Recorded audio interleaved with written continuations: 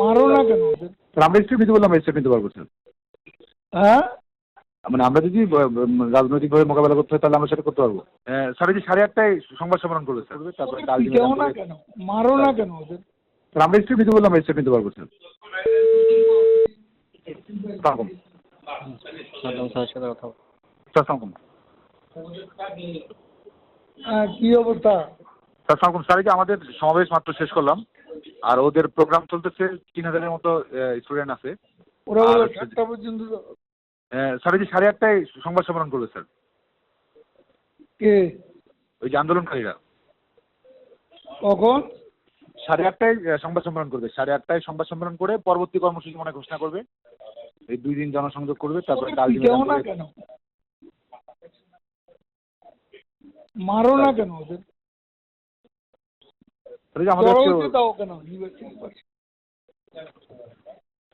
নিষেধ করলো আজকে থেকে হালকা হয়ে যাবো। জি স্যার। কই হালকা হলো? জি স্যার, জমায়েত আজকে ভালো বেশি ছিল স্যার।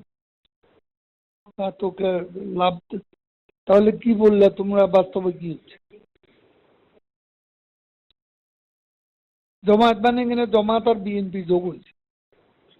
আজকে স্যার আসছে স্যার, ছাত্র দলের নেতৃবৃন্দ আসছে তো, যে কারণে জমায়েতটা ওই মানে ওইভাবে ইয়ে করছে।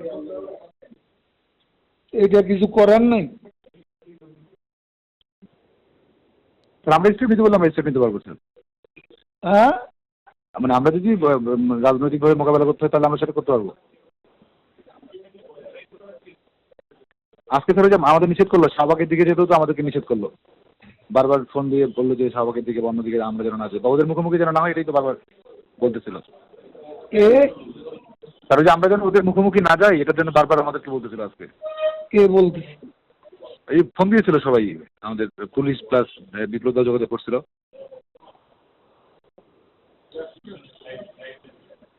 বিপ্লব তো এটা বলার কথা না। এমনি ওই পুলিশে যোগাযোগ করতেছিল, সব মিলে মুখোমুখি হতে একটু মানা করছিল।